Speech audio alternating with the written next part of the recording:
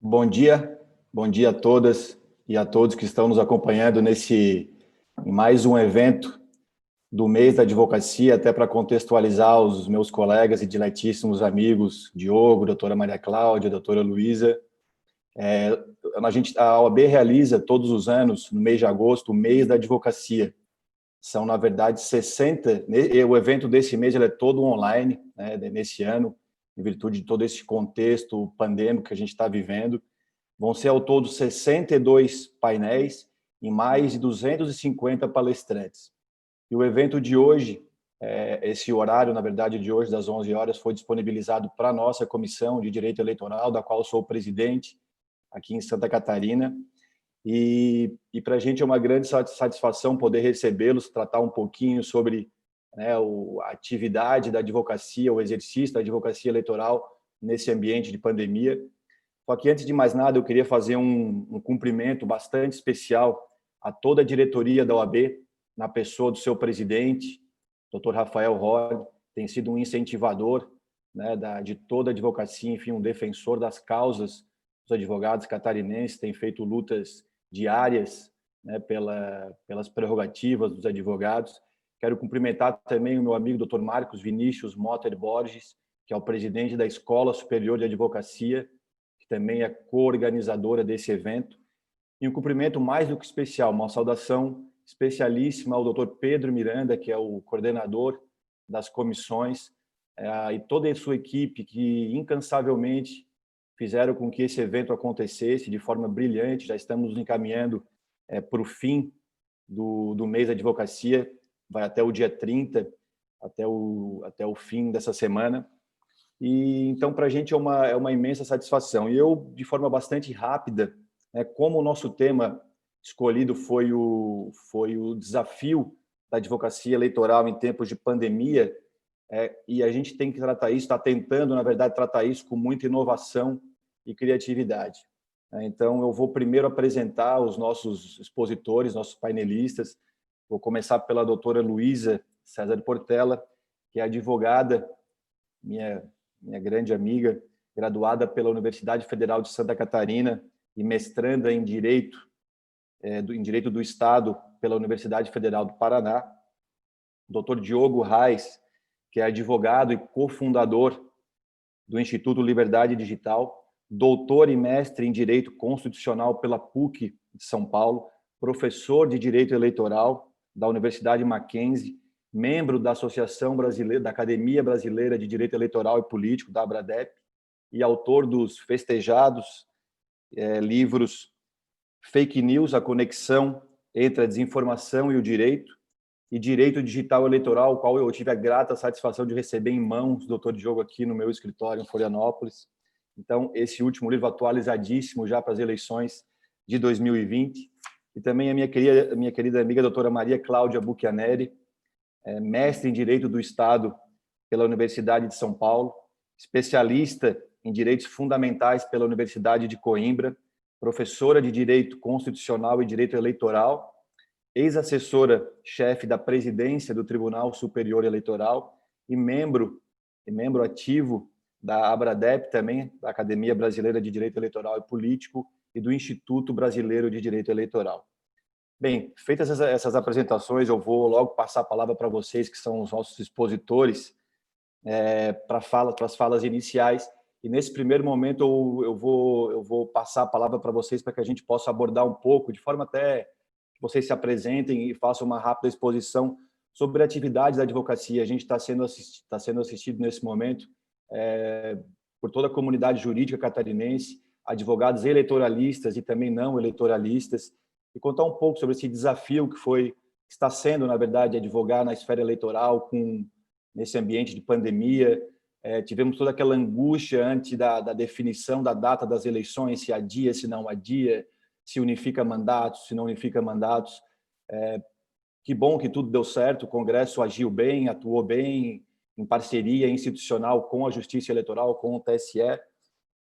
Então, todas as nossas atividades de acompanhamento dos candidatos, partidos políticos, todos os atos preparatórios das eleições, enfim, tudo isso acabou ficando prejudicado por essa pandemia.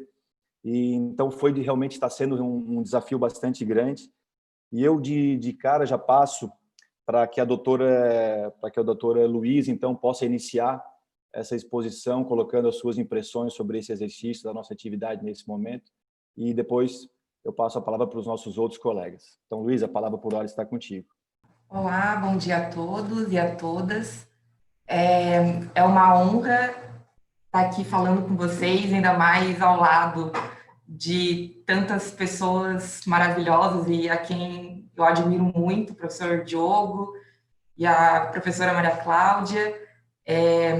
Já aprendi muito com os dois em congressos, em palestras, em cursos que agora essa pandemia nos proporciona, né? A gente, mesmo tão longe, a gente consegue alcançar e estar um pouco mais perto de tudo e todos.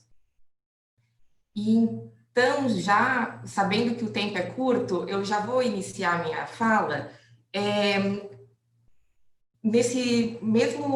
nessa mesma linha que o Dr. Paulo comentou, de que a gente que trabalha com direito eleitoral e a gente está em ano de eleição, a pandemia ela veio especialmente para nos atrapalhar. E eu imagino que os clientes de vocês também ficaram muito aflitos até que lá agora em junho, né, foi promulgada a emenda constitucional 107. Então, era todos os dias a gente recebendo ligação e o WhatsApp que não tinha mais hora, perguntando, e aí, a gente vai ter eleição, vai unificar? O prefeito que está em cargo não queria que houvesse eleição, queria que prorrogasse o mandato, aqueles que não tinham cargo eletivo queriam já fazer no dia 15, na data anterior. Então, foi uma confusão muito grande e que agora a gente continua nesse passinho de formiga para tentar entender como é que vai ser. E daqui a pouco, quando a gente abordar os outros temas, eu vou falar um pouquinho sobre a campanha no WhatsApp, e é justamente isso, a gente não sabe como é que vai acontecer, porque é tudo muito novo e a pandemia ela não está ajudando, as pessoas querem estar junto do eleitorado, né? Os candidatos e as candidatas querem estar junto do eleitorado, mas as normas sanitárias não permitem, muitas vezes, em muitas cidades, na maioria das cidades, na verdade, né?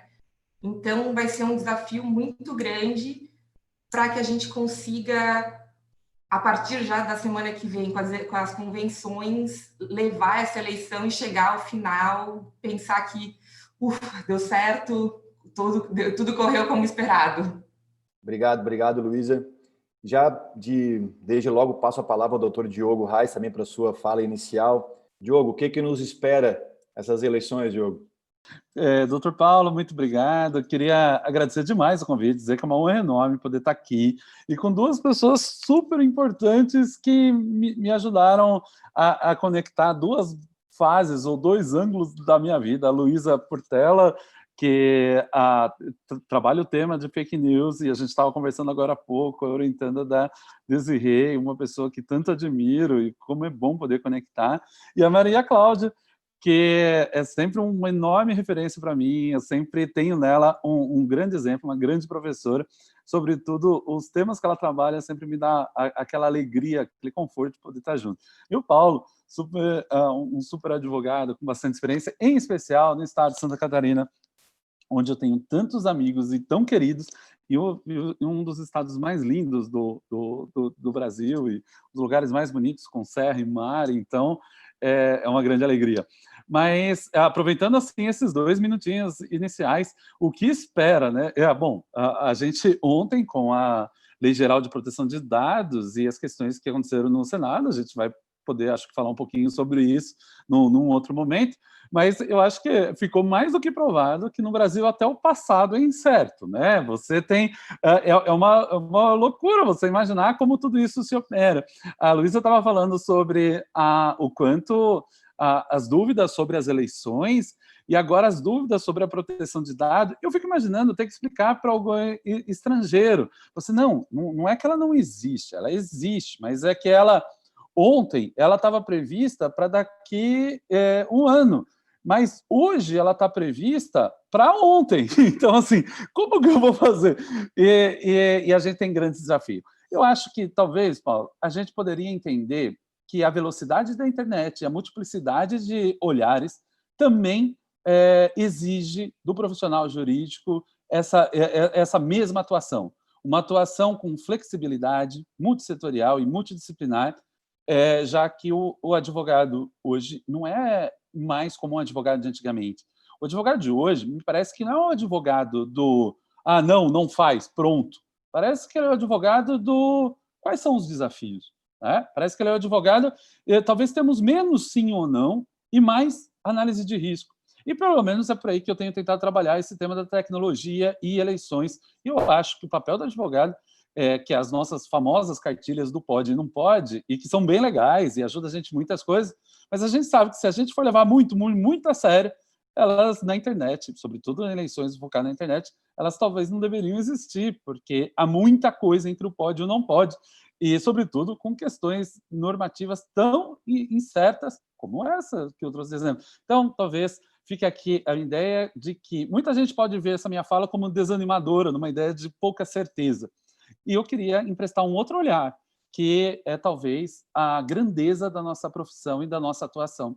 Isso exige mais habilidade, flexibilidade e preparação dos profissionais jurídicos, ao passo em que aquele que não se dedica, aquele que não estuda, que não entende dessa mistura de tecnologia e de tantos outros temas, provavelmente será aquele que ainda vai falar do não para tudo.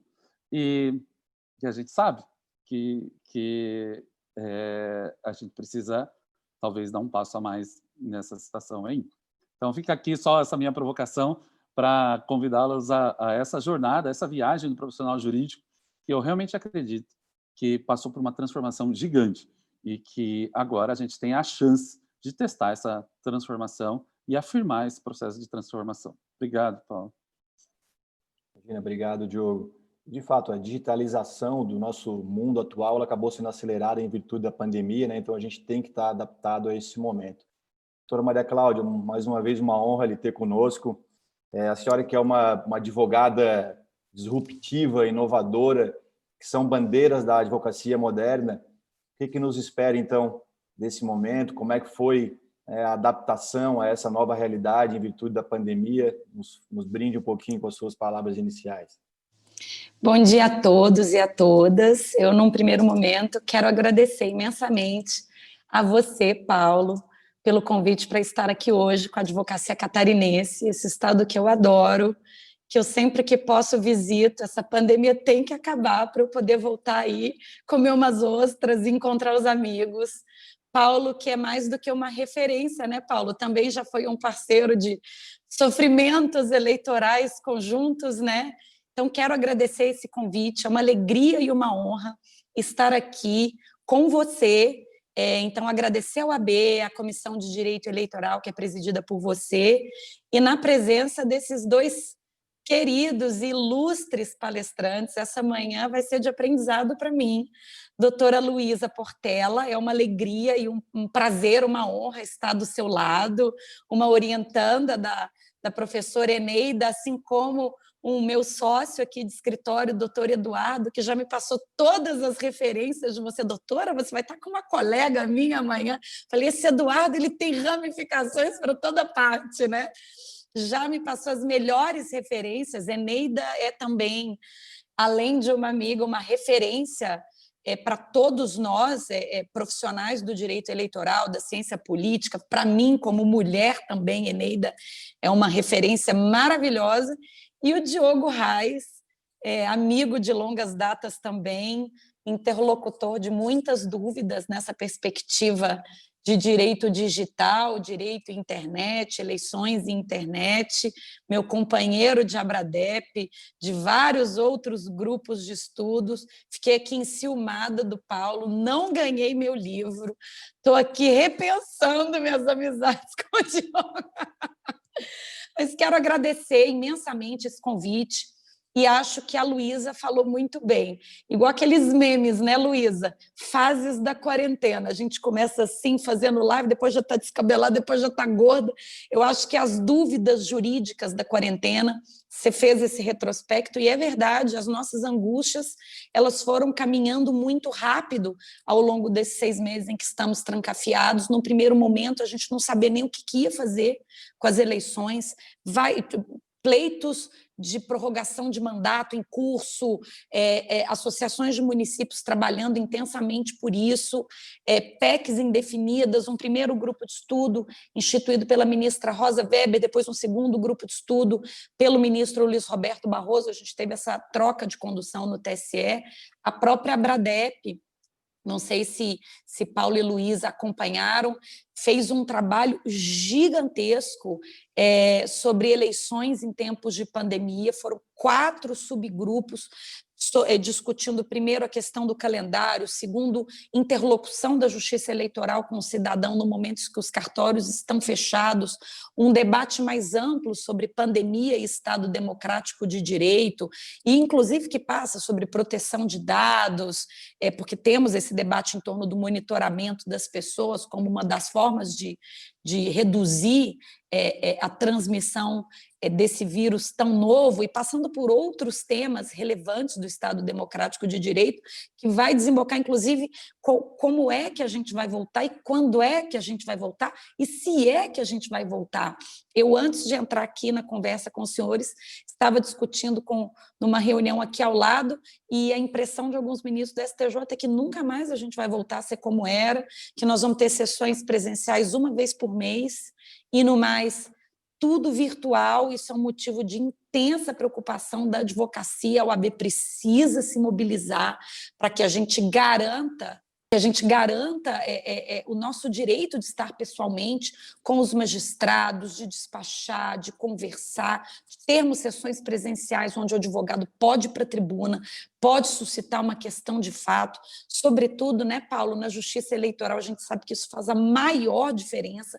No TSE é muito comum, em agravo interno a gente está sempre lá, com beca no ombro, faz uma questão de fato, levanta uma questão, isso acaba interferindo no resultado do julgamento. Então, essa participação da advocacia mais presente, mais ativa, a gente vai precisar, a OAB vai precisar estar muito diligente para que as coisas, em alguma medida, retornem ao status quo ante. A gente não pode segurar o tempo com as mãos, não segura o mar com as mãos, mas a gente precisa segurar o mínimo das nossas prerrogativas, que não são nossas, para o bom exercício do instrumento de procuração que nos é transferido. Então, hoje, aqui, como diz o Diogo, no Brasil, nem o passado é certo.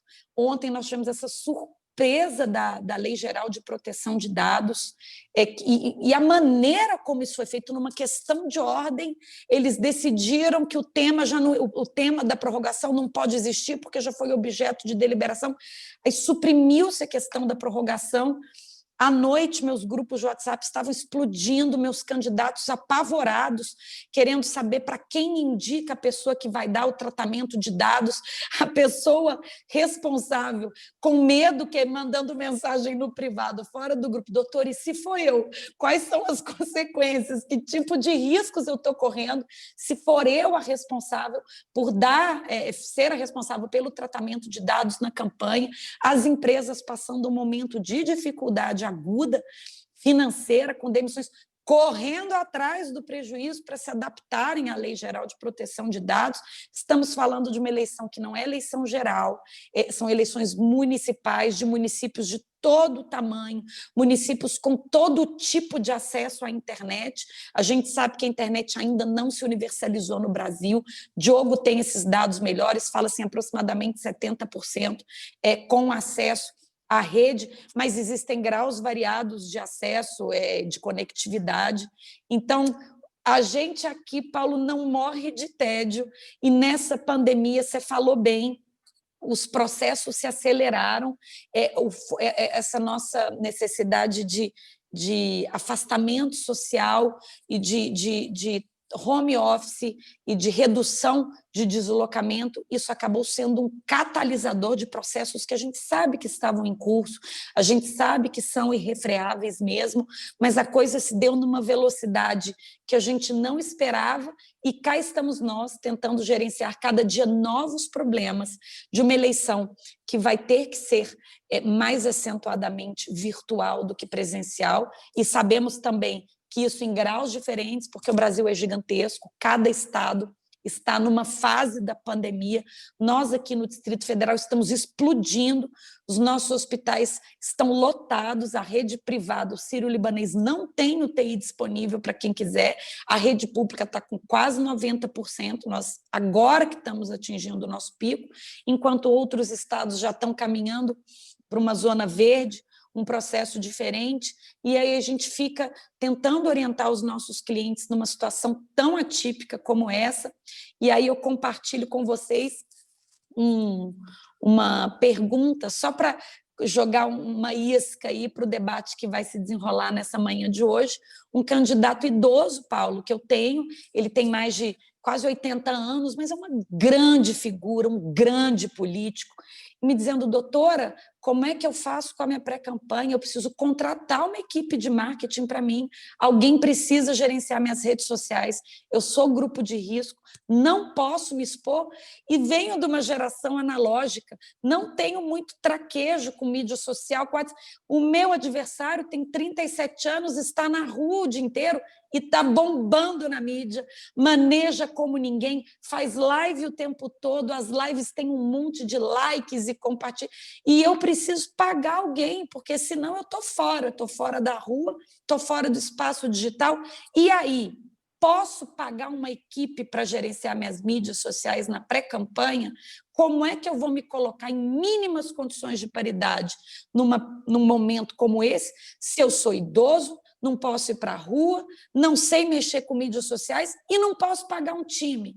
E agora a gente tem, como fator extra, a Lei Geral de Proteção de Dados, que, de alguma medida, vai trazer novas restrições para esse uso, para esse envio de mensagens por meio virtual e de aplicativos. E agora, como é que eu vou fazer campanha num contexto como esse? Como é que eu asseguro mínimas condições de chance? O abacaxi está aí para a gente descascar e quero muito ouvir os colegas na manhã de hoje, dando aí apenas as minhas impressões iniciais. Muito obrigado, doutora Maria Cláudia. É uma provocação relevantíssima, importantíssima. Sabe que eu nunca tinha me atentado a essa situação de um candidato idoso realmente ter essa dificuldade de forma livre, né? Poder levar a sua mensagem, enfim, até propriamente o eleitor receber aquela mensagem. Então, e não pode pagar alguém para gerenciar a mídia. Eu fico imaginando meu pai, Paulo, se falasse para ele assim, agora faz uma live. Ele não sabe, ele precisa desse apoio. Aí a gente cai no outro limbo, que é o limbo da pré-campanha. E agora a gente vai ter o limbo da Lei Geral de Proteção de Dados. É muita dúvida. Verdade, doutora Maria Cláudia, é bem complicado mesmo. Essa questão da pré-campanha é um terreno absolutamente pantanoso. A gente fica sem eventualmente saber até como orientar os nossos clientes nessa atuação no ambiente de pré-campanha, todos perguntando se podem gastar, as decisões vindo no sentido de que não pode, tem decisões do TSE de que pode, mas tem que ser dentro das possibilidades do candidato médio. O que seria, né, o candidato médio? Enfim, essa dificuldade de a gente ter assertividade, segurança jurídica no âmbito do direito eleitoral. Mas eu já vou passar para um dos nossos temas iniciais, que é a especialidade da doutora Luísa, do doutor Diogo também, em relação à desinformação, ao combate à desinformação, essa virtualização das eleições, um maior campo de atuação nas redes sociais, enfim, a eleição virtual. Então, Luísa, quero te passar a palavra para que tu possa desenvolver um pouco dessa ideia, né, do combate à desinformação, como que a campanha vai se desenvolver, a propaganda vai se desenvolver nesse cenário. Depois eu vou ouvir o Diogo sobre isso também. Ouvi que eu sou especialista em desinformação com o doutor Diogo do meu lado, é quase um absurdo, mas vou tentar aqui falar um pouquinho de uma incomodação de uma inquietação minha e que eu acho que vai ser muito delicado para a gente, como advogado, né, como advocacia, nessa eleição de 2020. Mas, antes de eu entrar propriamente no tema, eu só queria retomar dois pontos rapidinhos que a doutora Maria Cláudia comentou, que ela disse que a gente não vai ter tédio. Mas eu acho que isso é mal de todo eleitoralista, né? A gente reclama de prazos curtos, aquela loucura, propaganda na televisão, tudo, mas a gente adora essa rotina, né? A gente adora essa ansiedade, e é o que nos move a cada 2 anos saber que vai ter 45 dias que a gente não vai ter vida externa à eleição. E a outra questão também, e eu não sei até que ponto isso veio para ajudar ou piorar, é que a gente tem que lembrar que esse ano a gente vai atuar no PJE, né? Até 2016 tudo era processo físico, agora a gente tem o PJE, que é um sistema único para todos os municípios do país. Então, algumas vezes eu tive problema na prestação de contas, agora no dia 30 de junho, no último dia eu não consegui acessar o sistema em momento algum do dia, ainda mais que teve aquela chuvarada aqui em Santa Catarina. Então, eu me pergunto como é que vai ser a advocacia nesse momento, em que a gente não vai poder ir até o cartório eleitoral, falar com os servidores e com as servidoras, falar com o magistrado e com a juíza. Então, eu me pergunto como é que vai ser isso. Mas, então, já entrando no ponto que eu separei para conversar, que é um pouco da propaganda eleitoral no WhatsApp. E eu já começo dizendo que eu vou fazer essa minha análise a partir das 2 resoluções do TSE, que a minha primeira crítica já é essa: como o TSE ele inventa e inova nessas resoluções, e muitas vezes isso ajuda a gente. Eu sei que todas as intenções elas são as melhores possíveis e realmente é necessário regulamentar, mas, por outro lado, eu, como boa orientanda da professora Ineida Desirê, me apego, ela fala e eu concordo, né? Eu sou apegada à Constituição, não tem jeito, né? Eu sou apegada à coisa. Então, pensar que uma resolução ela vai criar, por exemplo, como fez a 23.610, uma nova hipótese de direito de resposta, é algo que me assusta um pouquinho. E eu entendo que existia essa lacuna, né? E depois de 2018, eu acho que todo mundo ficou um pouco traumatizado com o que a gente viveu na eleição, que foi uma eleição extremamente virtual e basicamente acontecendo no WhatsApp. Eu não sei como é que foram nos outros estados, mas aqui em Santa Catarina, os grupos pelo WhatsApp elegeram o nosso governador. Claro que não apenas isso, né? Mas eu digo, teve um peso muito grande, até porque era o nosso atual governador do PSL, que não tinha um histórico político. Então, aqui alguns estudos já atribuem essa responsabilidade. E até na composição da Câmara, da Assembleia, a gente vendo hoje, e os nomes que foram eleitos. Mas, de qualquer sorte, eu me pergunto o quanto a gente deve agradecer ou ficar feliz com a inclusão desse artigo 9º na resolução. E, para quem não está bem familiarizado, o artigo 9º, ele fala que qualquer candidato, partido ou coligação que compartilhar ou passar alguma informação, precisam verificar, e a resolução fala, com razoável segurança, a fidedignidade da informação. Então, isso, caso não seja cumprido, vai acarretar direito de resposta. E a lei ela não prevê essa hipótese, então eu me pergunto quanto que a gente realmente deve agradecer, e eu entendo muito a intenção do TSE, e realmente a gente tinha essa lacuna de o que fazer com a desinformação, e até porque a gente ainda não tem uma norma específica quanto isso, né? Tem o PL rolando, mas está longe, pelo menos, ainda de haver um consenso de ser votado. Então, eu me pergunto isso. Até porque, quando a gente fala em direito de resposta, e daí eu pulo para outra resolução, que é a 23608, ainda existe aquela ideia, e eu acho que o Dr. Diogo vai conseguir esclarecer um pouco melhor, que é a questão do fato sabidamente inverídico, né? O que a gente entende por fato sabidamente inverídico? Esses dias a gente representou por uma pré-campanha em que um vídeo que originalmente tinha sido veiculado pela BBC foi adulterado. Tiraram uma parte do vídeo e incluíram uma outra parte do vídeo. E na decisão foi compreendido que não havia, que aquele fato não era sabidamente inverídico, porque, na verdade, tudo indicava que ele era fiel, e o que se verificou, a saída da magistrada foi pelo crime, né? Foi sair pelo crime. Então, a gente não tinha a opção, se a gente pensar em representação, em direito eleitoral não criminal.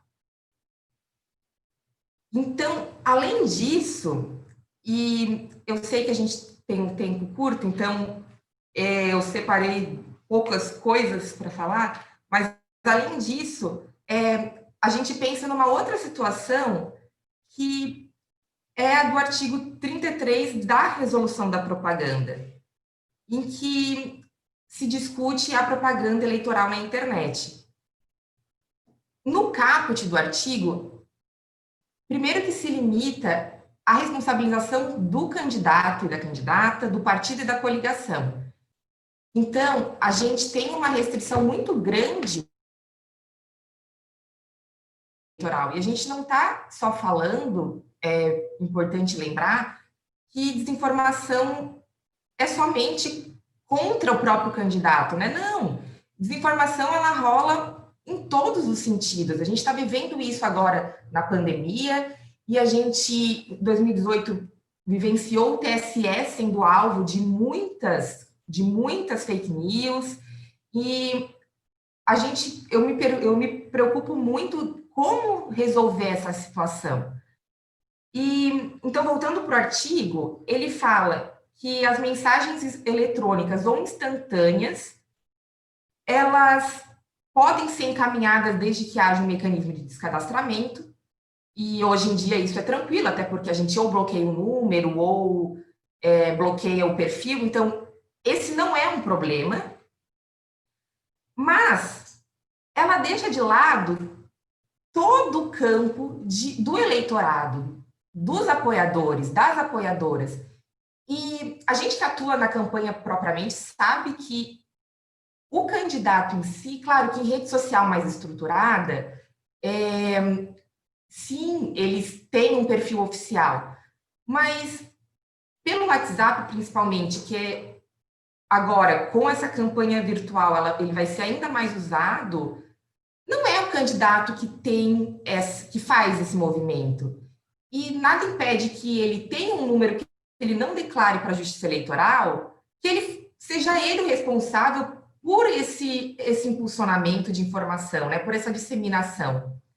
E aí, no parágrafo 2º,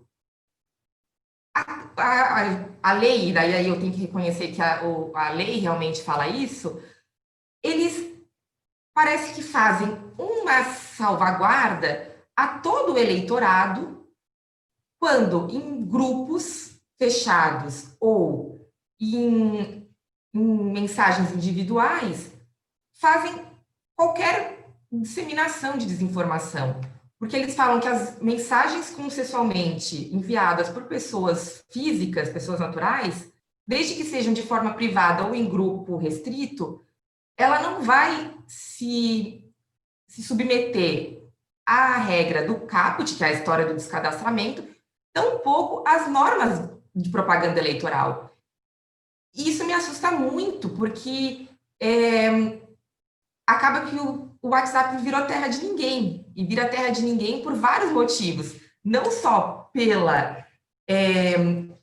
por essa liberalidade da legislação, também pelo entendimento do TSE, em que eles inclusive entendem que as mensagens em grupo de Facebook ou em uma mensagem num perfil privado do Facebook se enquadram nessa situação, Facebook, Instagram, enfim, se enquadra nessa situação de grupo fechado. E a gente tem a segunda restrição, que é a própria ferramenta, o WhatsApp, que tem ou pelo menos diz que tem, né, toda a mensagem criptografada, e por mais que a gente consiga identificar o código hash, que a gente consiga essa URI, para fazer o bloqueio é muito difícil. E eu digo isso por experiência própria, que na eleição de 2018 a gente conseguiu uma decisão para bloquear um código hash, para que um vídeo não pudesse ser encaminhado. O WhatsApp dizia que tinha bloqueado e a gente continuava mandando vídeo. Então, era coisa de eu encaminhar aquele vídeo recebido para o colega me encaminhar, e a gente continuou fazendo essa divulgação. E eu não estou nem discutindo o fato de que se eu faço download do conteúdo e o novo upload, eu já tenho um código diferente, eu já perco todo o registro e a rastreabilidade, mas então realmente é muito complicado. E como o professor Diogo comentou no início, a gente vive sim uma advocacia que precisa ser multidisciplinar. Então, eu tive que aprender a mexer em código de desenvolvedor da internet, aqui do Google Chrome, para conseguir identificar esses códigos.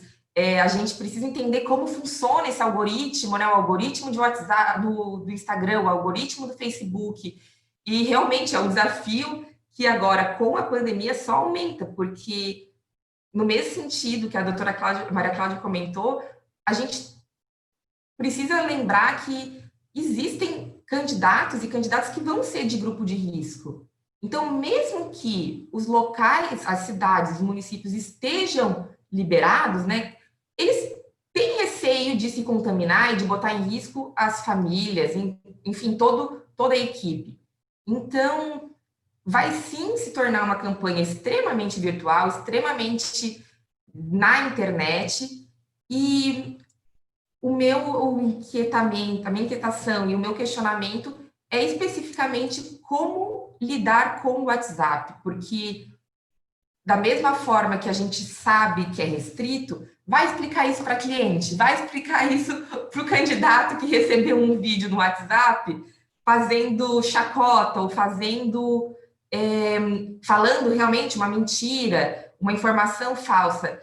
Como explicar que, olha, infelizmente o WhatsApp, se for uma pessoa física, se foi em grupo fechado, não tem, a Justiça Eleitoral não protege essa informação.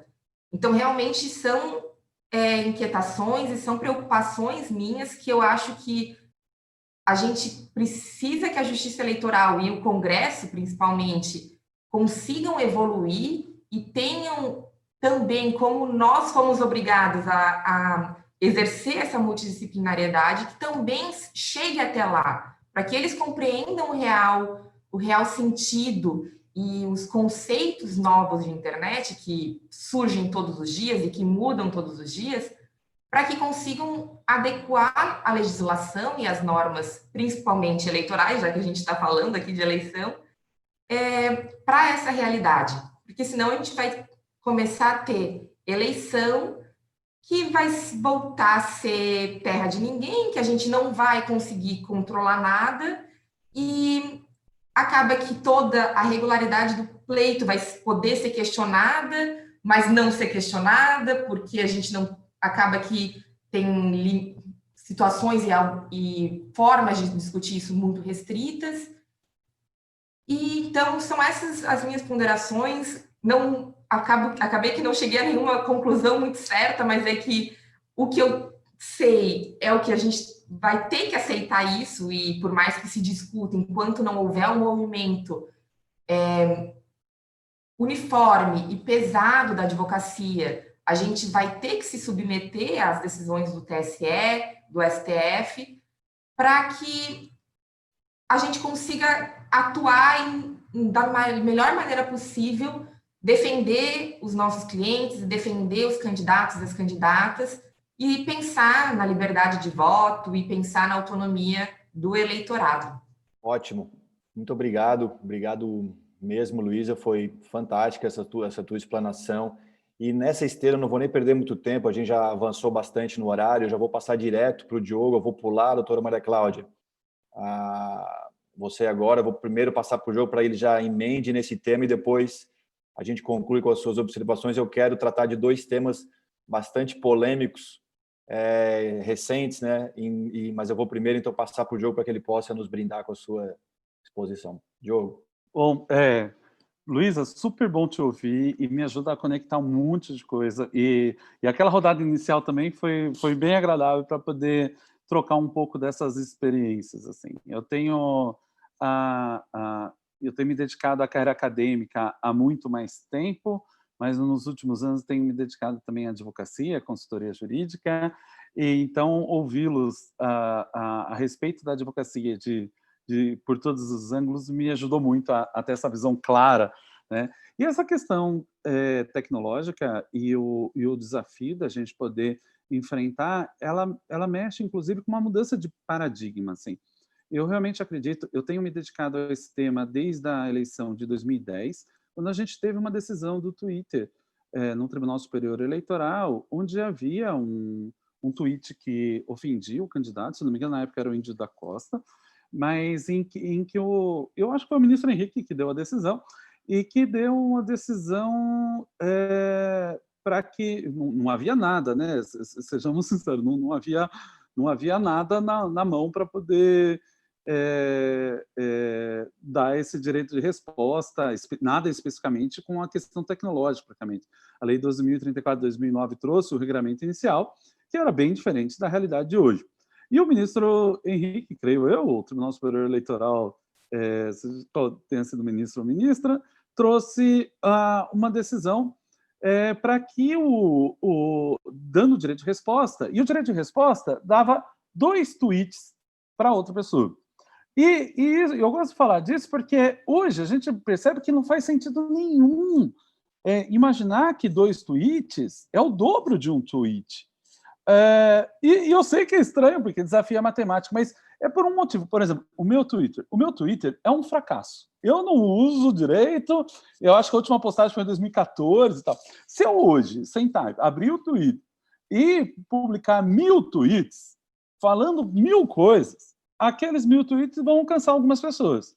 Mas se o Cristiano Ronaldo abrir o Twitter dele e escrever "Oi", vai alcançar muito mais pessoas. Então, 1000 não é 1000 vezes o do Cristiano Ronaldo. A audiência é outra, a situação é outra.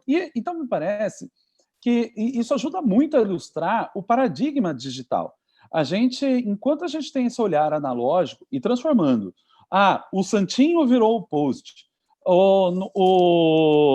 a TV virou o YouTube, ou não sei o que virou não sei o que, a gente não consegue dar o segundo passo. A gente precisa entender as coisas como elas são, partindo da própria tecnologia.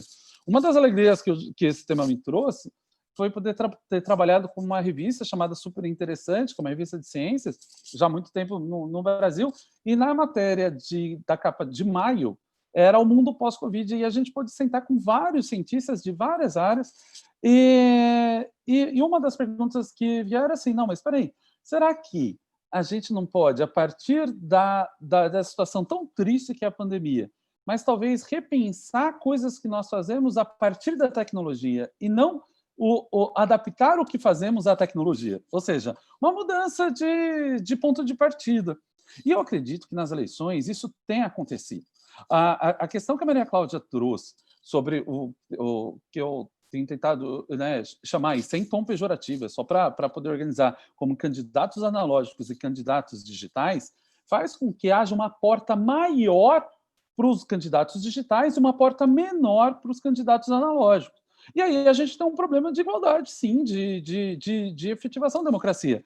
A gente nunca pode esquecer, Paulo, que o processo eleitoral não é um fim em si mesmo. Ele não existe por si. Ele existe para concretizar a democracia, a escolha e tudo mais. Então, quando a gente está mais preocupado em atender às regras dele do que a própria democracia, tem alguma coisa errada.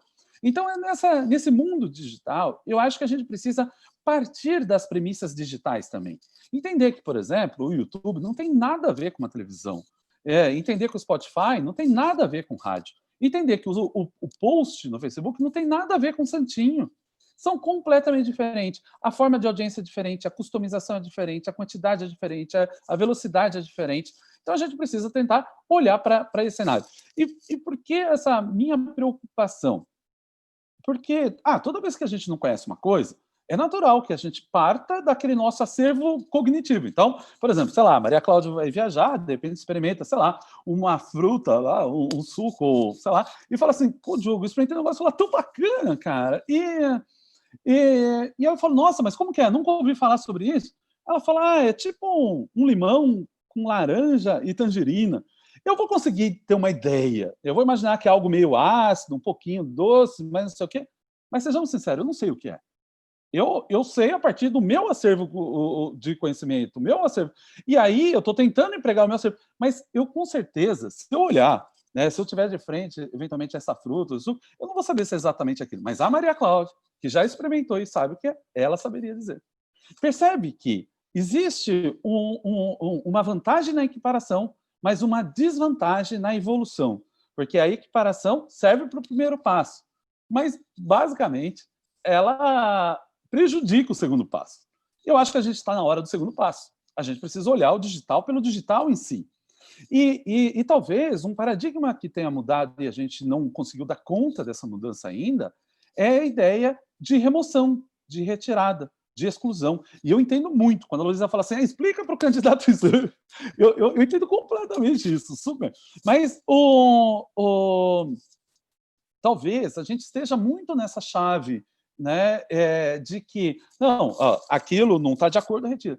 Eu acho que a própria Justiça Eleitoral, se você for pegar desde o primeiro regulamento, na verdade, teve uma resolução de 2002 que permitiu o uso de sites para candidatos.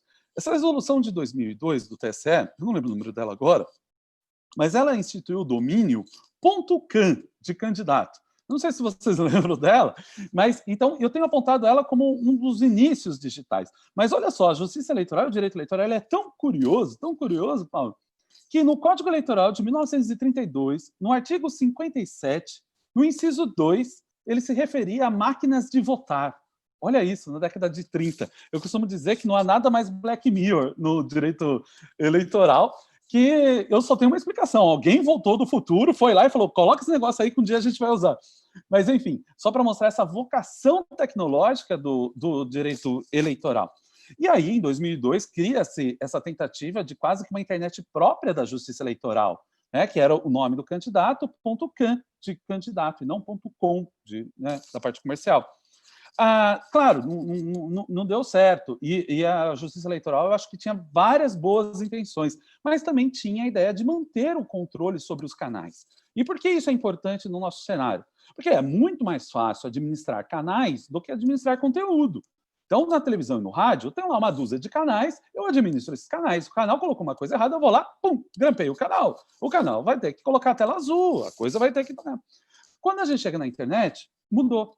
Não há mais escassez de canais, não há limite para os canais. Há o contrário, a infinitude. E aí, diante da infinitude, do que me serve bloquear um canal se automaticamente eu posso criar outros milhares? Eu lembro da época do Orkut, era uma rede social que não era do meu tempo, eu era muito criança, mentira, eu tive Orkut, talvez meu perfil até esteja por aí em algum lugar, mas o Orkut tinha uma comunidade que dizia o seguinte, todo mundo odeia Rubinho Barrichello.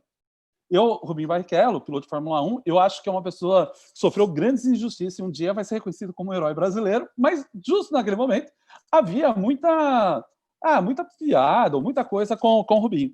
E aí houve ingresso na justiça para remover essa comunidade, todo mundo odeia o Rubinho Barrichello, e o dia que ela foi removida do Orkut, foram criadas outras centenas de comunidades que dizia: eu odeio o Rubinho Barrichello também.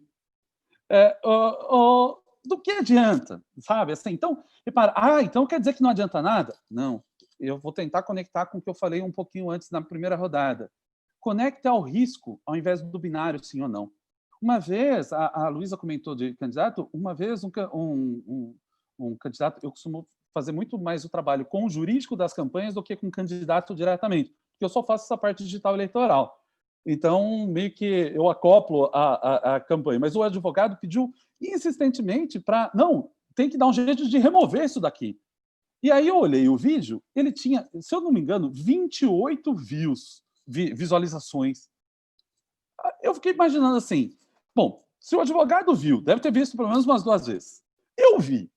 O candidato deve ter visto, sei lá, mas eu acho que ninguém mais viu. Só o candidato, eu e o outro, porque teve 28. Eu falei assim, você realmente quer entrar na justiça, remover o vídeo de um blogueiro para promovê-lo, assim, que é o chamado efeito Barbra Streisand, que é basicamente essa ideia que eu trouxe aqui do Rubinho Barrichello, mas no âmbito digital é conhecido como efeito Barbra Streisand, a respeito de uma fotografia da casa dela e tal. Mas eu acho que o do Rubinho Barrichello é bem brasileiro e dá para entender esse processo. Que é o processo de você buscar o mesmo tipo de atuação, que é frear o gargalo, frear o canal, e não ter efeito, a não ser piorar a situação. E aí, lógico, quer dizer então que não se deve remover nada? Não, pelo contrário. Pelo contrário.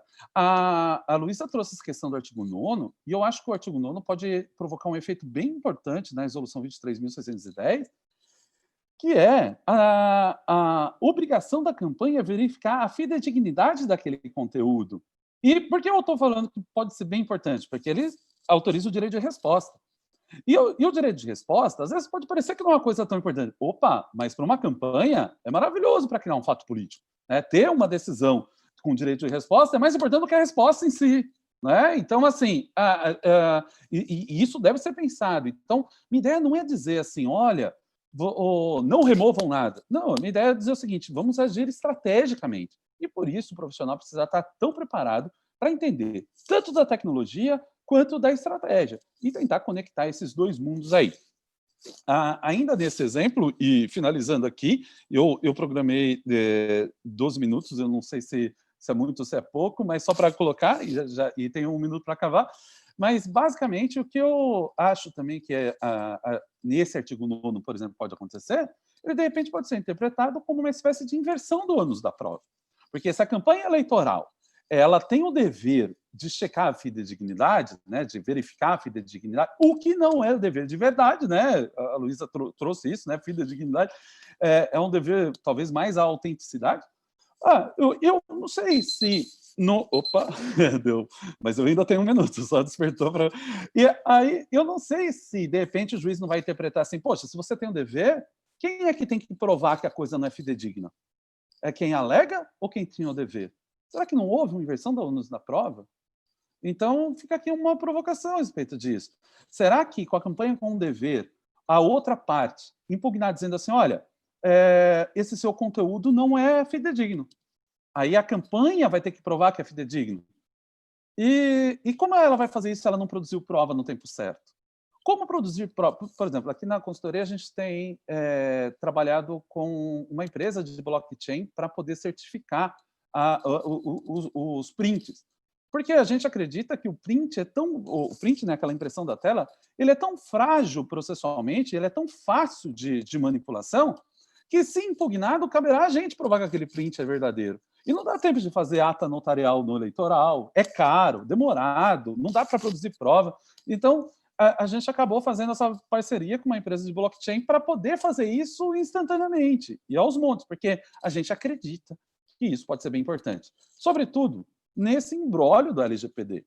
A gente já tem uma cultura de privacidade de dados e uma preocupação que o direito eleitoral já tem que cuidar. Agora, ainda mais com esse movimento de ontem, isso pode agravar muito. Então, me parece que a gente estará, talvez, diante do único cenário possível, o cenário digital, grandes vantagens para quem tem as habilidades digitais e grandes riscos para quem resolve fazer alguma coisa, porque a gente tem um espaço sempre para depois discutir o abuso, que é aquele famoso que olha pelo retrovisor. E daí, mais uma vez, me parece que o processo eleitoral poderia meio que parecer que é um fim em si mesmo. E, a partir de então, esquecer da sua grande missão, fazer valer a vontade popular. E, na verdade, ser muito mais um jogo de regras e embrólios jurídicos para acabar a decisão, infelizmente, mais uma vez, sobre quem vai sentar ou não naquela cadeira, naquele espaço de poder, uma decisão de um juiz ou de um tribunal, e não do povo. Essa é, talvez, o principal motivo para a gente poder conectar aí. Mas é isso que eu queria falar. Eu queria te agradecer, Paulo. Estou aqui à disposição de vocês.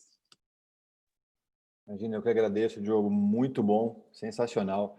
Eu vou já de imediato também, como eu disse antes, a gente já está avançando bastante no tema, no tempo. A gente tem até as 12h30, né? Então temos mais aí 23 minutos. Doutora Maria Cláudia, eu vou só deixar, enfim, para que você possa falar sobre esse tema que a Luísa e o Diogo abordaram, todas essas questões de, enfim, LGPD, remoção de conteúdo, artigo 9º da resolução que trata do direito de resposta, mas tem também a questão que eu vi uma live sua recentemente falando sobre os influenciadores digitais, né? Que isso até foi uma discussão com do Alexandre Basílio em relação ao capital digital dessas pessoas, se isso pode, em certa medida, configurar algum tipo de abuso. E eu aproveito esse tema do abuso para que, se der tempo, se você pudesse abordar para a gente um pouquinho, que eu sei que é um tema de sua especialidade, o abuso de poder religioso, e, por fim, também se desse para dar uma breve, enfim, pincelada sobre esse tema recentíssimo da divisão do tempo de TV e dos recursos proporcionalmente para os candidatos negros, né, que eu vi que foi o tema né, o conteúdo é riquíssimo, mas eu particularmente acho que talvez a forma que o tribunal procurou adotar isso, enfim, instituindo essa cota para os negros, né, a partir de uma decisão, enfim, do próprio TSE, sem consultar o Congresso Nacional, enfim, então já passo direto a palavra para que você possa nos brindar também com a sua explanação. Obrigada, Paulo.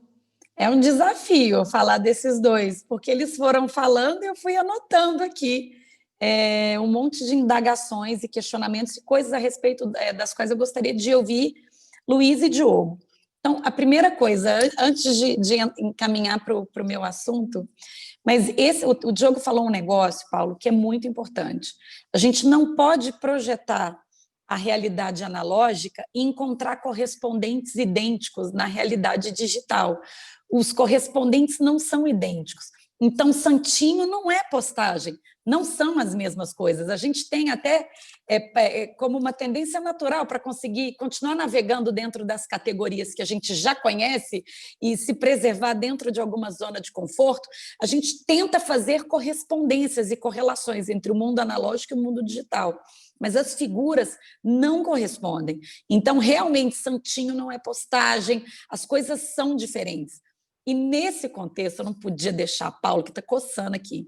Eu queria ouvir depois Diogo e Luísa sobre a live-mício, que a gente sabe que esse é um tema que está pendente no Tribunal Superior Eleitoral, e também o showmício gratuito, sem pagamento, está pendente no Supremo Tribunal Federal, um movimento capitaneado, liderado pela Paula Lavigne, tem uma ação direta de inconstitucionalidade no Supremo, e agora, em momentos de pandemia, quando tudo se virtualizou, coloca-se a questão do live-mício, e Caetano parece que está doido para fazer um live-mício para o Boulos, e não consegue fazer. Ele é um cidadão como outro qualquer, ele pode dar o seu apoiamento, ele não tem filiação partidária, ele pode estar no programa eleitoral, por exemplo, do Boulos, dando depoimento, testemunho, declarando o seu voto, mas se for um encontro virtual e não um encontro pela televisão, Caetano pode até falar, pode até chancelar, pode até referendar, pode até pedir voto, mas não pode cantar. E eu queria saber de vocês, num momento em que a gente consegue fazer uma live como essa, com custos mínimos, em que a gente consegue instalar um celular na frente do Caetano e ele consegue tirar um violão e cantar, ou seja, é uma iniciativa sem expressão econômica, é uma manifestação individual de opinião política, só que ao invés de ser falada, é cantada. Não pode. E se não pode por quê? De onde eu estou extraindo a regra que uma pessoa pode falar sua preferência, mas não pode cantar sua preferência? Qual é o ponto se não há expressão financeira? O ponto é, isso é um atrativo a mais? É uma diversão? Então, aí eu devolvo a pergunta. Em que momento a diversão está fora do processo eleitoral? Está fora do processo de formação de escolha do eleitor? Eu gravei, Paulo, um TED para o Congresso Brasileiro de Direito Eleitoral de Curitiba, em que eu tinha que falar do abuso do poder religioso de uma forma diferente, porque o TED é todo diferente mesmo. E aí eu naveguei pelos processos de formação da vontade do eleitor. Afinal das contas, por que o eleitor vota como vota? E o que eu percebo é que, muitas vezes, há uma pretensão que é absolutamente irreal de racionalizar o processo de formação da vontade da escolha do eleitor. E a escolha do eleitor, existem há décadas os cientistas políticos, antropólogos, psicólogos, sociólogos buscam desvendar, ao fim e ao cabo, o que determina a escolha do eleitor.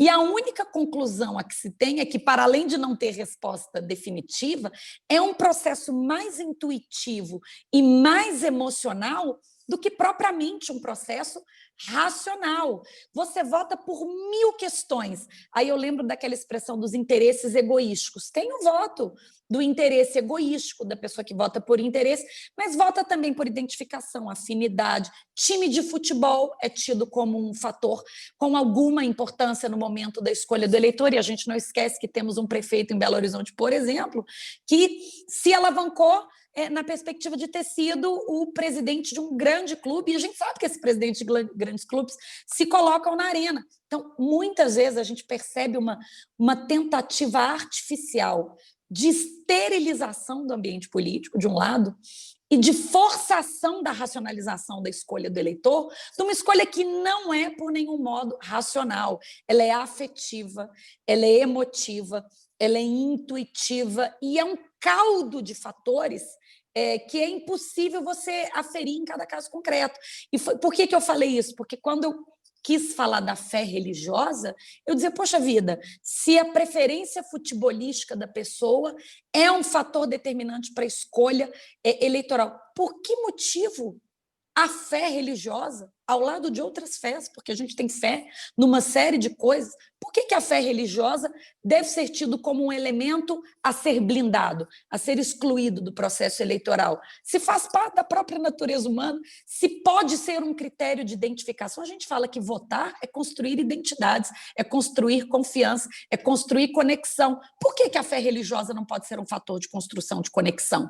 Não é? Então, eu trilhei por esse caminho e acabei estudando um pouco mais, fui atrás de algumas leituras, e sei que o tema é profundo, sobre esses elementos que formam a vontade do eleitor, e caio e vejo que essa reflexão ela cai num monte de lugar, e me levou esses dias para o live mício, que eu não consigo compreender por qual motivo uma pessoa... Eu posso cantar, ninguém vai dar a menor bola se eu cantar para alguém, mas se for para o Caetano Veloso, que canta lindamente, que eu me lembro que falavam que o Milton Nascimento fala rezando, né? Aquela voz doce e maravilhosa. Ele não pode, com custo zero, feito da casa pelo celular, ele pode falar o apoio, mas se o apoio for cantado, já não pode mais. Então, vejam algumas premissas equivocadas da justiça eleitoral que acabam determinando outras tantas decisões. Eu me lembro, Diogo e Luísa, não sei se vocês se lembram disso, mas eu discuti isso numa live com o ministro Salomão, um caso de propaganda de impulsionamento na campanha, isso nas eleições presidenciais de 2018, o ministro Salomão era o ministro da propaganda, então a gente estava discutindo esses assuntos, ele já nem é mais ministro da propaganda, em que o TSE era uma decisão, salvo melhor juízo, do ministro Fachin. Ele entendeu que eu posso impulsionar postagens elogiosas a mim, ou que revelam os meus atributos. Maria Cláudia é competente, Maria Cláudia é uma mulher guerreira, isso eu posso. Agora, se a minha postagem fosse não vota no Diogo, o Diogo não é bacana, o Diogo é acusado de corrupção, se for uma mensagem que não é autoelogiosa de mim, mas que chama atenção para atributos negativos do meu aniversário, eu já não posso impulsionar. E veja que grande equívoco de premissa. Volto para os processos de formação da vontade do eleitor. O TSE está estabelecendo a premissa de que o eleitor deve votar mais pelas qualidades do candidato A do que pelos defeitos do candidato B. Ele criou uma certa hierarquia no momento de formação da vontade do eleitor, dentre a ideia que pode circular mais e a ideia que deve circular menos, porque quando a gente fala de impulsionamento, a gente fala de calibrar uma mensagem e fazer com que ela chegue, ainda que artificialmente, a mais pessoas. Eu estou criando um escalonamento. Mas a gente sabe que, ao fim e ao cabo, quando você vota, você escolhe entre um e outro. E, muitas vezes, você pode estar fazendo uma escolha entre o mal menor. Essa foi uma mensagem que a gente escutou muito no segundo turno das eleições presidenciais de 2018. Eu não gosto do candidato A, mas eu desgosto mais do candidato B. Ao fim e ao cabo, foi menos uma disputa de apreço e mais uma disputa do menor desapreço. Então, eu não posso escalonar. A gente brinca que você não vota no fulano porque você gosta, você vota a despeito dele ter esses e aqueles defeitos. Ou a gente não lembra daquele slogan infame, mas real, do rouba mais faz. No fundo, quando a gente fala do rouba mais faz, você está pesando defeitos, você está colocando na sua balança opinativa defeitos e não qualidades. Então, me preocupa muito essa esterilização do processo eleitoral, essa coisa quase que asséptica, né? Sem paixão, sem emoção, e essa mitigação, essa criação da figura que não existe do eleitor racional, daquele eleitor que vai tomar as suas decisões com base em critérios que eu sei lá de onde se tira, de uma escolha completamente livre de emoções, intuições, conexões, predileções pessoais, que a gente sabe que faz parte desse processo de tomada de decisão.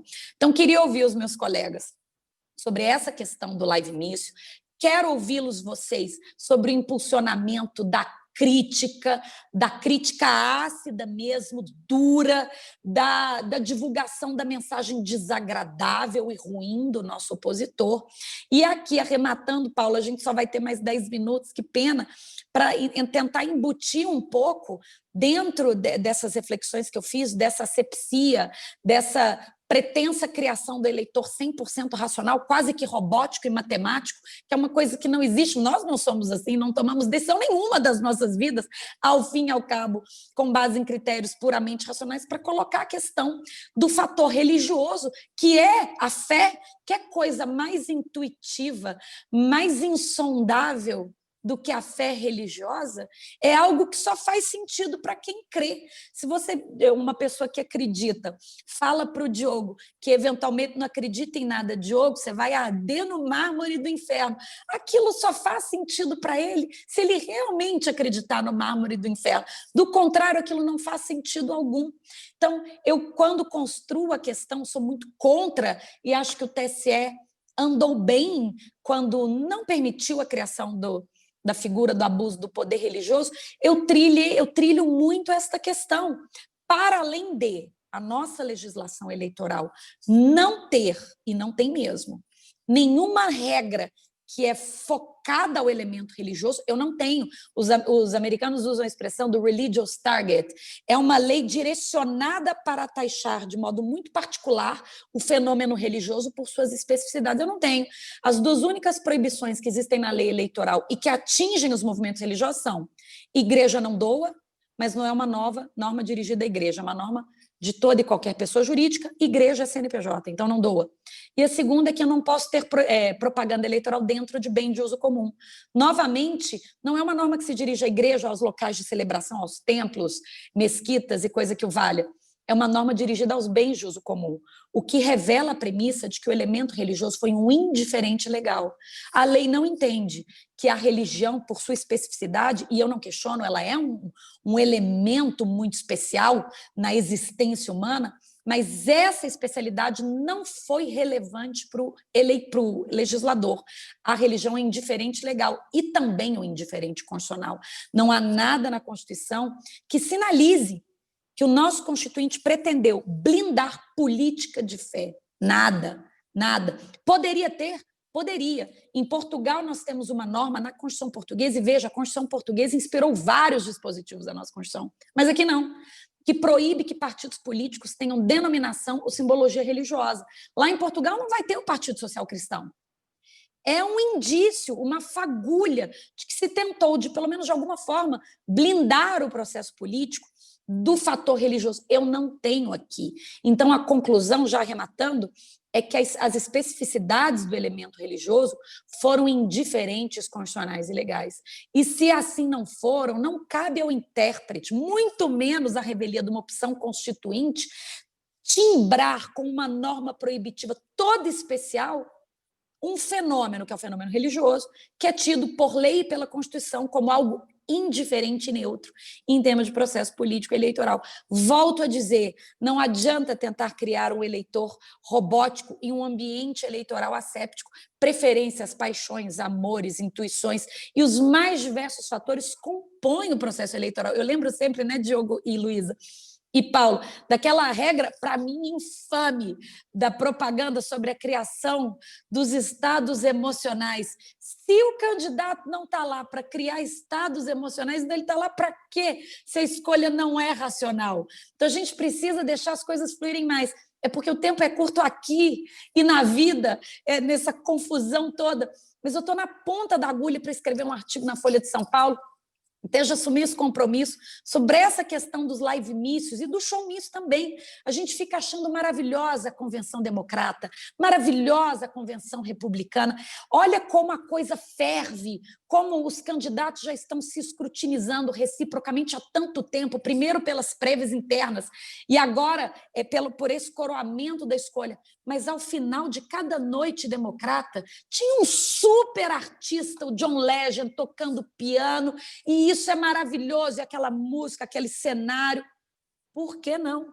Então, eu jogo a bomba aí para vocês. Ai, meu Deus, caiu tudo aqui. Doutora Maria Cláudia, muitíssimo obrigado. Foi fantástica a sua intervenção agora, trazendo esses temas atualíssimos. Até ontem eu tive uma consulta de um pré-candidato que foi convidado para uma entrevista na rádio, e nessa rádio teria uma pessoa fazendo um som, cantando junto. E eu tive que proibir ele participar junto com esse artista, né? Pedi para que eles fizessem em blocos separados. Então, a gente se depara com isso todos os dias em vários nuances, né, do processo eleitoral. Então, de imediato eu passo essa indagação, essas provocações da doutora Maria Cláudia para a Luísa primeiro e depois para o Diogo sobre os live-mícios, que, obrigado, doutora Maria Cláudia, é um tema relevantíssimo e atualíssimo. Então, Luísa, se puder nos... Eu estou olhando aqui no relógio e eu vejo que a gente tem 5 minutinhos só. Então, não sei se talvez o professor Diogo queira falar sobre isso, eu acho que não, porque eu acho que a gente não vai conseguir os dois. Então, o nosso maior, né, o convidado também... temos 15 minutos de tolerância. Então dá para explorar um pouquinho. Bom, assim, de novo, né? Eu tenho um apego à Constituição, eu tenho um apego à legislação. Muitas vezes eu não concordo com elas, mas eu sou apegada, não adianta.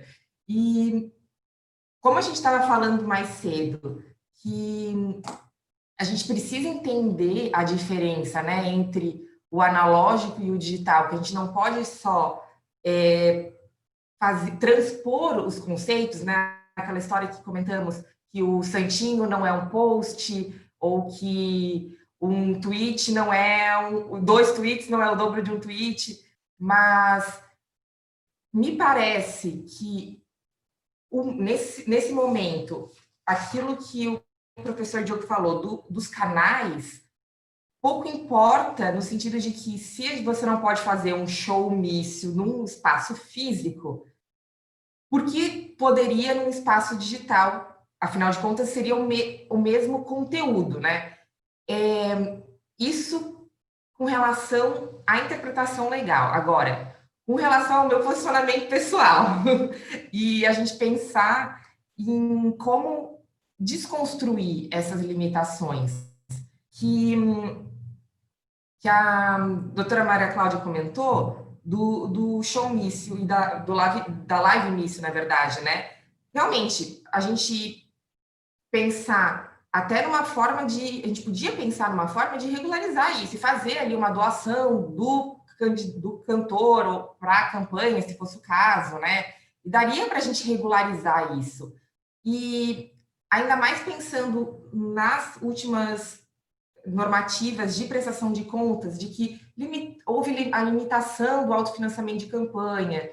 Então, teoricamente, a questão financeira não seria tanto um problema, desde que, claro, comprovada, regularidade e tudo mais.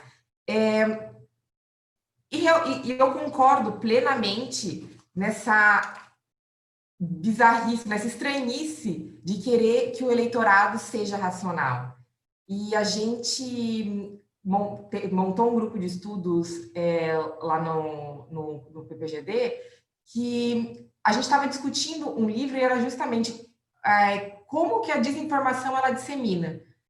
E lá eles estavam falando sobre questões científicas e explicando que como que as crenças elas vão passando.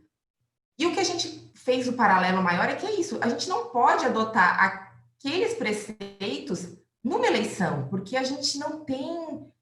O eleitorado ele não vota porque faz sentido. Ele não vota porque ele vai fazer uma tabela de prós e contras. Ele vota porque alguma coisa chamou a atenção. Então, eu concordo, até porque, vamos lá, o que impede de um cantor cantar, cantar com uma camiseta de um candidato se o candidato não estiver ali? Agora a gente não, né? Isso, fazer uma live pessoal sem a presença. Então, realmente, eu concordo que, do ponto de vista ideológico, a gente tem que começar a repensar isso e repensar as limitações ao processo eleitoral. Agora, do ponto de vista estritamente legal, eu realmente tenho esse apego e eu penso que nessa eleição 2020 a gente não vai conseguir promover, ou pelo menos que seja totalmente livre essa figura do live-mício. Diogo, por favor, fica à vontade. Valeu. Aí eu posso interromper, Diogo? Claro, imagina. Vou jogar mais uma casca de banana para você, porque é um prazer te ouvir. E se o cantor for o candidato, ele pode cantar? Não, ótimo, Maria Cláudia. Não, eu adoro te ouvir também e adorei também as colocações da Luísa, a condição do Paulo. É muito bom poder estar aqui com vocês. Maria Cláudia, eu assisti o seu TED, achei maravilhoso. Uma das alegrias que esse tema me trouxe foi ter sido convidado para ser coordenador científico do Congresso Brasileiro lá do IPRAD. Pereira foi presidente do Congresso, a Carol presidente do IPRAD, e eu pude trabalhar, talvez assim, até a semana, e na semana eu tinha ficado doente, eu não pude participar, só no finalzinho, na quinta ou na sexta, mas pude assistir o seu TED, estou tentando assistir toda a programação, então é uma alegria enorme, assim, poder dividir contigo e aprender tanto contigo, assim, e então já fica aqui esse meu agradecimento. E eu concordo muito com vários pontos que vocês trouxeram, e eu queria tentar pontuar para explicar, para tentar conectar um pouco essa ideia de que talvez a gente está na premissa ou na chave errada com dois fatos, e vou tentar dizer muito rápido, estou me esforçando muito assim, para tentar dar conta desse desafio do tempo. Mas olha só, Eu, quando era criança, Maria Cláudia, eu ficava muito tempo com a minha avó ali, meus pais trabalhavam, eu acabava ficando por ali. E a minha avó, ela disse, uma vez eu contei isso numa mesa com o Neisser, a gente estava debatendo um outro tema e tal, e aí foi até engraçado que eu falei, mas você está falando isso da minha avó? Enfim, mas aí vocês vão entender. Aí a minha avó, ela estava olhando lá a televisão, estava tendo uma propaganda eleitoral, e eu virei para ela, e criança ainda, perguntei para ela, quem que a senhora vai votar? E ela falou assim, eu vou votar nesse rapaz aí. Era o Fernando Collor de Mello, na época, candidato a presidente. E eu falei assim, por que, vó, você vai votar nele? Aí ela falou, ele é tão bonito. E assim, que pese eu ter meio que essa coisa com o crush da minha avó na época, mas a verdade é que, assim, depois eu fui pensar, nossa, ela tá certa, ela tá errada, o voto é dela. A gente vive num ambiente de representação. Eu escolho o meu voto por outros meios, mas eu sou completamente incapaz de condená-la pela forma que ela escolheu. Por isso que eu brinquei que o Knight comentou alguma coisa, eu falei assim, você está falando da minha avó, cuidado. Enfim, mas porque eu realmente acredito que o voto é uma decisão emocional, e assim como os grandes desafios da desinformação online, da fake news, na minha opinião, são emocionais. A gente tem feito uma pesquisa agora, junto com a psicologia, para entender o medo, o ódio e o amor na transmissão e disseminação de fake news. A gente fez uma experiência e quase o maior resultado, o segundo maior resultado que apareceu nessa pesquisa, nessa experiência, foram que as pessoas disseram, tá bom, é fake news, mas bem que poderia ser verdade. Elas deixaram claro que não estão nem aí para a racionalidade da verdade naquele momento. Eles estão com afeto. E aí que conecta a teoria do viés de confirmação, do silêncio e tantas outras coisas que a gente poderia imaginar aí. Então, partindo um pouco dessa ideia, outra alegria que esse tema me trouxe foi ter sido convidado para ser observador da eleição internacional, né, da eleição do México, e pude acompanhar os últimos episódios das eleições de lá de julho de 2018. E eu estava no Estádio Azteca, que era o maior estádio da Cidade do México, num grande show, tinha artista internacional, fogos, aquelas papeizinhos coloridos caindo, as pessoas chorando, a mãe com a criança, algodão doce, sabe? Eu falei assim, nossa, no Brasil, se a pessoa pensar nisso, já está caçada, já acabou, não tem mais jeito. E o que eu acredito? Eu acredito que a nossa lógica era uma lógica de filtrar canal, porque era possível, por meio do canal, filtrar conteúdo. Quando isso fica impossível, a gente acabou fazendo uma outra medida, que é o que eu acho que deveria fazer mais sentido. Uma medida para o teto de gasto e uma fiscalização mais intensa dos gastos. Agora, a gente acabou ficando com os dois mundos, que são incompatíveis, porque a gente está, de alguma maneira, querendo filtrar o conteúdo, o veículo e a quantidade. Então, assim, a gente resolveu simplesmente não abrir mão de nada. Eu tenho falado, Maria Cláudia, que, sobretudo diante da internet, é um exemplo bem ruim, mas eu acho que dá para explicar. Existe na medicina uma doença, uma questão que é a síndrome do membro fantasma, que é quando uma pessoa, numa tragédia, alguma coisa, perde, por exemplo, o pé ou a perna e sente coçar ou sente doer, uma coisa que não existe. Eu realmente acredito que o direito eleitoral sofre dessa síndrome do membro fantasma na ideia de controle de conteúdo. É impossível controlar, não controla. E o que acaba acontecendo? Criando mais insegurança jurídica. E aí, para a gente pontuar, nessas duas questões da live e do impulsionamento, vou tentar ser muito rápido, mas eu fui completamente contra essa decisão, porque o artigo 57C da Lei 9504 de 97, no seu parágrafo 3º, fala que o impulsionamento serve para beneficiar ou promover candidato. E, na minha opinião, o TSE entendeu que seria beneficiar e promover candidato. Por quê? Porque se eu falo mal do meu adversário, eu estou me beneficiando, mas não estou me promovendo. Então, acho que houve uma troca jurisprudencial de um e por ou que muda demais a coisa e resolveu isso como um requisito cumulativo. Mas é assim que hoje o tribunal está, mas eu tenho minha crítica a isso. Quanto à questão da live míssil, eu estou um pouco preocupado com algumas questões. Primeiro porque a gente está tendo uso de duas coisas diferentes para um mesmo tema. Muita gente tem usado live míssil para significar o comício por meio de live, e outros têm usado live míssil para significar o showmício por meio de live. E aí está tendo, tipo, muitas manifestações com a mesma palavra dizendo coisas completamente diferentes no ambiente jurídico. E aí eu queria só fazer essa distinção. Não sei qual é o melhor nome para cada uma, mas só para fazer a distinção. A live misso, que é o comício em formato de live, assim, eu não tenho dúvida nenhuma que ela é incentivada e deve acontecer. Só porque eu já vi empregado nos dois sentidos, sabe, Luísa? Só para ajustar, para que não pareça que a gente entendeu outra coisa. Tal. E é bem por aí mesmo. O comício em formato de live, zero problema, pelo contrário. O complicado é que, para esse mesmo termo, live misso, está ficando a live show misso. Seria um péssimo nome, mas só para ficar mais claro o que eu quero dizer. E aí a gente tem a vedação na legislação, quando veda o showmício, veda, inclusive, apresentação artística, inclusive gratuitamente. Eu acho que esse dispositivo, além de ter dado uma força maior a ele pode sim ser considerado inconstitucional, sobretudo por essa ação no Supremo. Lógico, né, há uma presunção de constitucionalidade, está lá e tudo mais, mas seria muito bom que isso fosse decidido, sobretudo nesse momento, no momento em que a gente tem apenas um ambiente digital para poder tocar. E só para fazer uma comparação, Maria Cláudia, como que a gente pode ter jingle? Como que a gente pode ter música de campanha, não pode ter outra música? Outra coisa, qual tipo de apresentação artística? Se eu, de repente, pegar, sei lá, uma laranja e fazer um malabar, ou, sei lá, dar uma subiada, entendi que, se a gente for levar no último, tem gente que a expressão artística é um olhar compenetrado, então não poderia ter um olhar compenetrado. Então, se a gente chegar no final, e aí a gente vai transformando o processo eleitoral como fim em si mesmo. Então, a gente vai se transformando como se o processo eleitoral fosse importante só para ele, não para a democracia. E aí fica tudo importante para o processo eleitoral.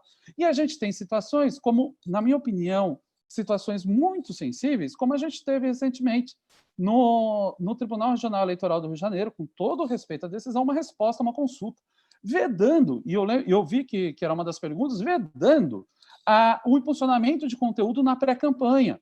E, na minha opinião, o TSE já tinha e já se posicionou a respeito.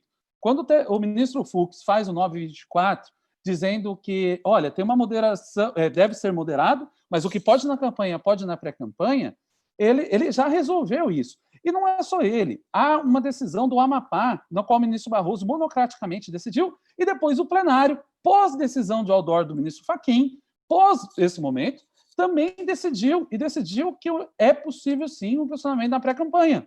E aí a gente tem uma resposta numa consulta de um tribunal num espaço que talvez não... Então, assim, me parece que, na dúvida, proíbe-se. E se na dúvida proíbe-se, talvez seja melhor economizar voto. Não vão mais votar, não. Deixa aí. Poxa, se eu não posso fazer campanha, se eu não posso dar chance de uma pessoa assumir o poder, se eu não posso explorar o espaço digital, se não posso fazer, como você falou, equiparação do analógico ao digital, né, de alguma maneira, assim, da questão daquele isolamento. Então, assim, peraí. Então, o mais importante aqui não é fazer a democracia, é brigar com as regras eleitorais. É como se o processo eleitoral tivesse um fim em si mesmo. Desculpa se eu me alonguei, mas é meio que isso que eu penso também. Imagina, foi ótimo, Diogo. Obrigado. Isso mostra só, doutora Maria Cláudia, como o direito, o nosso, especialmente o direito eleitoral, não é de fato uma ciência exata, né? A gente tem aí várias nuances. O Diogo traz essa provocação das expressões artísticas, né? A gente acaba olhando o showmício como apenas uma expressão artística, enfim, musical, mas ela de fato não é. Então tem outras tantas possibilidades. E eu, para finalizar, doutora Maria Cláudia, passo a palavra para que você possa, então, dar suas impressões sobre as falas da Luísa e do Diogo, e para que a gente depois também possa encerrar. Infelizmente, temos só mais 5 minutos, então passo já direto a palavra. Eu agradeço. Nossa, Paulo, vontade de ganhar mais uma meia hora aí de lambuja nesse bate-papo, que está muito bom. Eu concordo com o Diogo e com a Luísa, mas eu vou um pouquinho além. Quando a gente veio num crescendo, né? Desde a 11.300, a gente veio num crescendo de restrição da propaganda eleitoral. E aquilo que o Diogo falou, a ideia sempre era baratear. Vamos baratear, vamos baratear, vamos baratear. Mas chegou num momento em que já é desimportante baratear, porque eu já tenho teto de gasto. todo candidato já tem um quanto que pode gastar. Então, aí vem a pergunta, a partir do momento em que você já limitou todo mundo, estabeleceu um teto, todo mundo só pode gastar X, e é um valor que é aferido pela Justiça Eleitoral, qual o sentido de, concomitantemente, você ainda dizer onde é que ele pode gastar aquele tanto? Quando você submete todo mundo a um teto, você já não tirou a possibilidade da influência, do abuso do poder econômico, da quebra da normalidade, da legitimidade? Se você submete todo mundo ao teto e tem um controle, então todo mundo está gastando a mesma coisa. A ideia da paridade de armas, ela está alcançada com o teto uniforme para todo mundo. Qual o sentido, então, de dizer como é que cada um pode gastar aqueles mesmos 10, 20, 50 mil reais? Por que se um candidato quiser gastar tudo em santinho, ele não gasta? E se uma pessoa quiser contratar um showmício, com seus 50 mil, ela não contrata? Se alguém quiser jogar tudo em mídia social, joga. Por qual motivo, se todos estão sujeitos ao mesmo gasto, qual é a razão de ser, qual é o fundamento constitucional legítimo para você cercear outras formas de conquista do voto do eleitor? Então, esse é um questionamento, para mim, que é insuperável. Eu acho que a partir do momento em que você tem o teto de gastos, todas as demais restrições à propaganda sofreram um processo de inconstitucionalidade superveniente por perda da razão constitucional determinante da restrição. Então, essa seria uma primeira indagação. Mas só, desculpa interrompê-la, mas além do teto de gasto, a gente tem agora uma outra ferramenta de controle, né, que é o autofinanciamento. Porque a gente, então, além de teto de gasto, a gente tem mais esse fator que vai buscar igualar todos os candidatos. Que então, altíssimo poder econômico, ele não vai poder botar tudo na campanha dele. Então, tem mais isso ainda, né? Esse era um desvio que precisava mesmo, do autofinanciamento, precisava mesmo de uma correção. São candidatos muito ricos, conseguiam bancar a sua candidatura toda e isso dava uma vantagem comparativa. Então, veja, se toda a razão de ser dessas restrições da propaganda retiram seu fundamento de um barateamento, então a gente pode questionar se, a partir do momento que você nivela os custos e você coloca os candidatos na posição de igualdade, se elas não teriam perdido a sua razão constitucional determinante. Agora, trazendo mais, voltando para a questão do live-mício, que seria nessa perspectiva não do comício, mas de algum tipo de show, de algum tipo de manifestação. Concordo com o Diogo e acho que aqui eu acho que eu vou discordar da Luísa. Sem desapego às normas, eu acho que há margem de espaço de um distinguishing, justamente por entender que realidade analógica não se projeta em realidade digital automaticamente. Ainda que um cantor sertanejo, num showmício físico, não cobre, porque isso é o que a lei diz, nem que seja de graça, não é isso? Você tem todo um custo de estrutura envolvido, e a própria realização num espaço aberto é diferente de fazer a realização no ambiente virtual, que depende muito de você procurar, de você abrir um aplicativo, de você clicar.